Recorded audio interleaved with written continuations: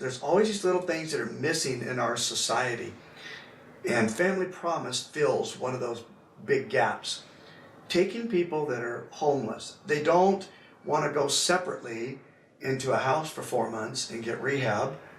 They have children, you don't want to separate them from their children. And so Family Promise is able to take people off the street, put them into a church, have other people come and minister to them, help them work, get that job, keep the family together, and keep the success of the family together all the way through it. And I think that that's something that nobody else can do. They gave me a place to stay. They took care of me. They took care of me. They gave me all kinds of resources on how to find, where to go to look for a place to live. And I didn't know anything about computers, and they gave me computer classes, brought me information on where to go for computer classes. And so no, I know more now. And just provided everything that I needed, helped me save money, and gave me advice when I needed it, and just was there for me in every area that I needed.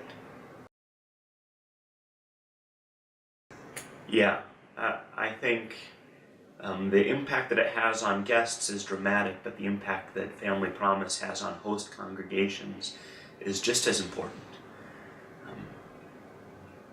Too often we get disconnected from the real ways that God is making an impact in our world, and the ways that God is calling God's people to be having an impact in the world.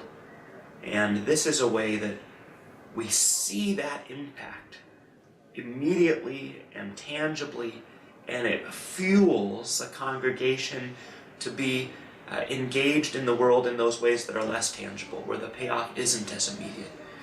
And so it really becomes something that empowers a congregation in all of its ministry, not just in its ministry to families who happen to be homeless.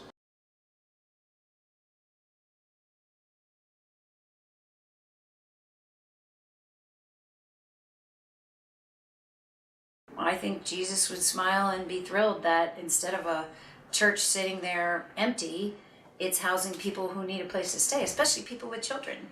So I just think it's a great idea and a great concept. And one of the things I love about it is you're just a small piece. I'm just making a meal and staying the night and spending some time with some folks, but I'm a little tiny piece. But the bigger wheel is these folks are getting help to be able to get back on their feet again, and to get their lives back, and to move forward, and to get healthy, and to grow. And so if I can do a little small thing to help Family Promise as a whole, it's fun and it's cool to do.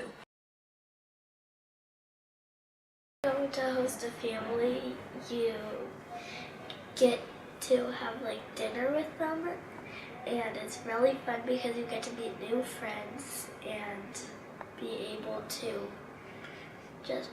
talk to them about what's been happening and stuff, and just make sure that they are having fun too. Well, I would say that it was a great experience and that they should totally do it because, well, it's fun and it helps, and it's kind of like that scenario, you like animals, you go to the animal house, but you like helping people, you go to Family Promise, you help people. You get to interact with them, and you get to know them, and we share meals together often, and it's just a really good experience. And you go off in your separate rooms, sleep, wake up, help them get going, and then we all leave. And with that, it's us getting to know them, volunteering for them, and helping them out so that they can get through the program back up on their feet and going again. Most volunteers will tell you that once you start volunteering and you see the outcome, then you're so blessed that you just start pouring yourself into it. So it radically will change your life. I mean, we did all sorts of community work, but nothing has the impact to change lives the way Family Promise does, and that's partially because the intimacy that the families have with the host congregations and the relationship, and with that you get to live the gospel relationally in a way that I've not gotten to do when serving other programs. You know, in this world, we just can't be takers. We have to give back. It's very important that we give back, whether you do it in Family Promise, whether you do it for St. Vincent's, whether you do it for Union Gospel Mission, whether you do it somewhere, donating to the food bank, giving your time somewhere. You have to give back. You can't just take. And it doesn't matter if you have money or you don't have any money, there's always something that you can do. It takes people wanting to help and wanting to see people succeed in life, instead of just driving by and handing them money when they're holding cardboard signs, you know. If there was more people like the people that have been helping us, It'd there be would amazing. there would probably be a lot less people on the streets. Definitely. And that's why